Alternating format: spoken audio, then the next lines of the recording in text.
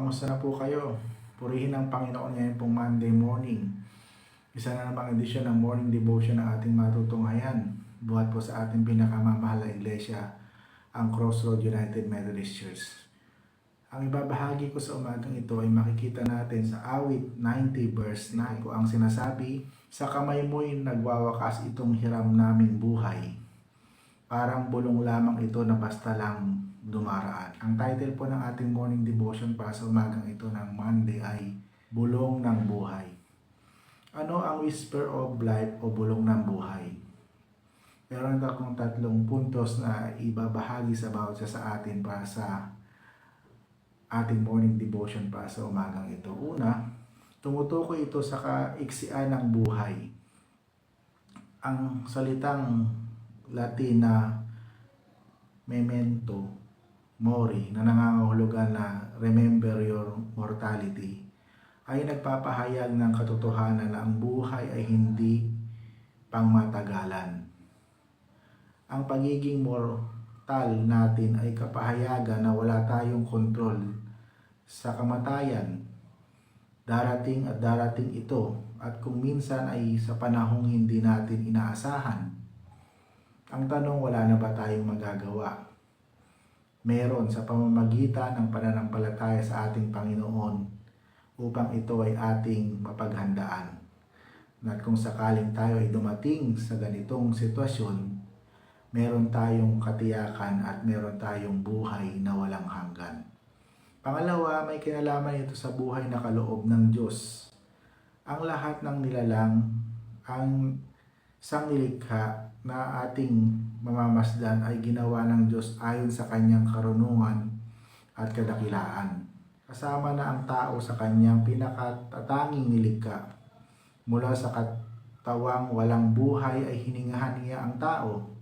Ang hiningang iyon ng Diyos, ang kanyang espiritu ay nagbigay ng buhay sa tao. Ang hiningang iyon ang pag-aari ng Diyos.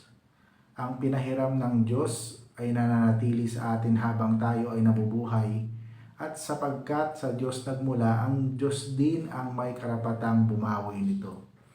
Kaya habang tayo'y buhay, gamitin natin ang ating buhay para sa kapurihan at karangalan ng Panginoon, dahil darating yung time na ito ay kanyang kukunin, ito ay kanyang babawiin, sapagkat ito ay hiram lamang natin sa Panginoon. Pangatlo, ito ay may kinalaman sa noticeable life.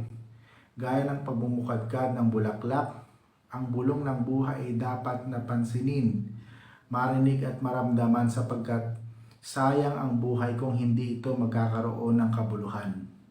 Ano ang purpose ng ating buhay dito sa lupa?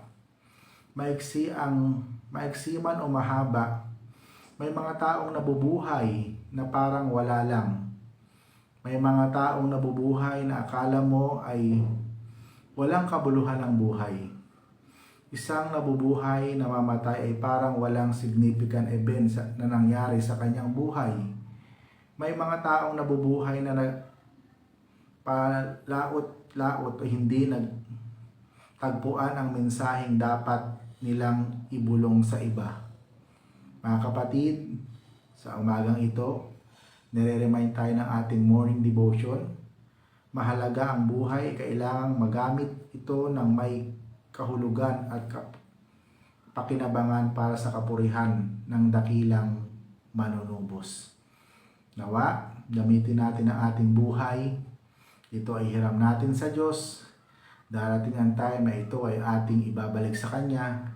Kaya gamitin natin ito sa kapakinabangan, sa kapurihan, kaluhalhatian ng ating Panginoon, upang kung darating na ang time at ito ay ating ibabalik sa Kanya, nalulugod ang Panginoon na siyang nagpahiram nito sa bawat isa sa atin.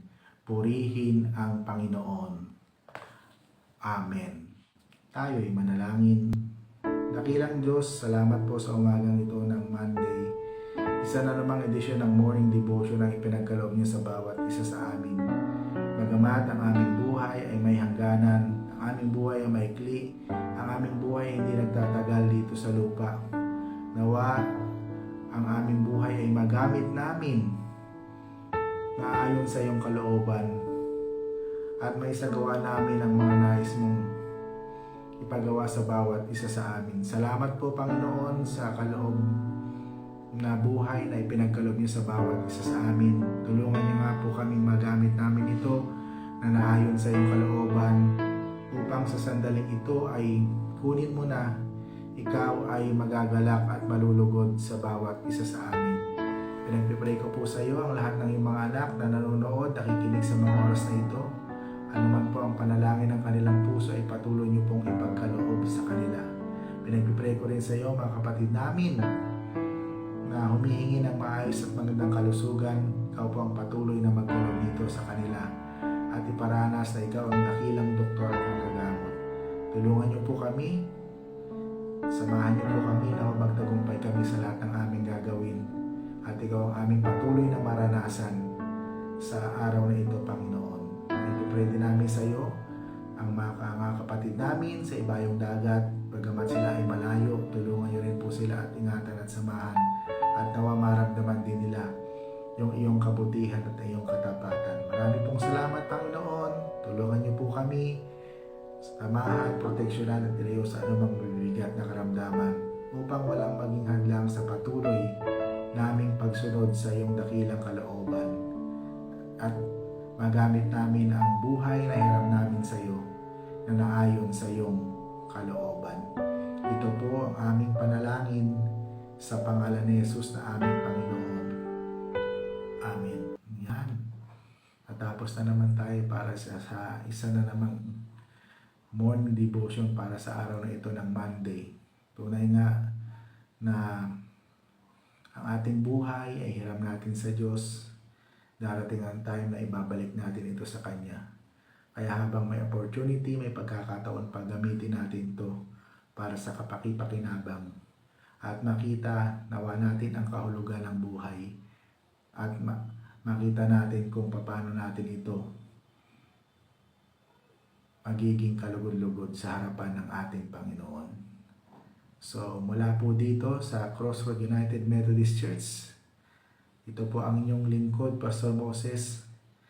Lagi nagsasabing ang Diyos ay patuloy na mabuti, hindi lamang noon, hindi lamang ngayon, kundi maging sa mga darating pang panahon. Hanggang sa muli, God bless everyone. Paalam!